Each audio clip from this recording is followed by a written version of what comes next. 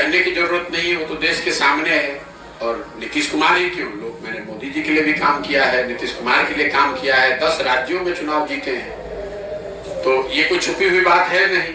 और नीतीश जी हमको क्या धन देंगे? अगर हमको धन कमाना होगा तो इतने बड़े बड़े राज्यों में मुख्यमंत्री लोग जीते हैं, सरकारें जीती हैं, जिनके जीतने में हमने कंधा लगाया है। तो धन की तो बिहार में ना उतना पैसा है, ना नीतीश कुमार की पार्टी के पास पैसा है कि वो हमको धन दे देंगे।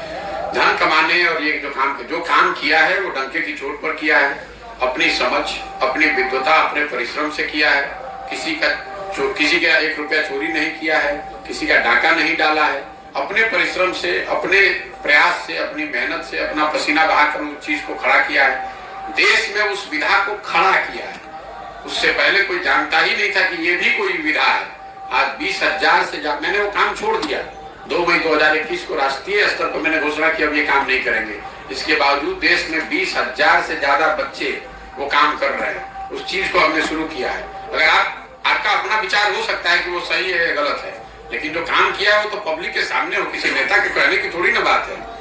और हमने वो अपने स्तर से किया है, हमारे पिताजी ने नहीं करके उसको दिया था। और जहां तक आपने कहा तीसरा मोर्चा, चौथा मोर्चा, तो आप इतनी तो समझ रखिए कि अगर कोई दल, कोई मोर्चा मैं बनाऊंगा तो वही एक मोर्चा बिहार में बचेगा, कोई मोर्चा नहीं बचेगा। इतना भरोसा रखिए। हम उनमें से नहीं है जो लड़ने के लिए लड़ता है। अगर लड़ने अरे आप पहले सुन तो लीजिए, मैंने कहा कुछ बात आपने सुनी नहीं। अगर जन सुराज दल बनता है तो आप देखिएगा एक ही दल बचेगा, उसका नाम होगा जन सुराज। आपको एहसास नहीं है कि मैं कितनी बड़ी व्यवस्था बना रहा हूं।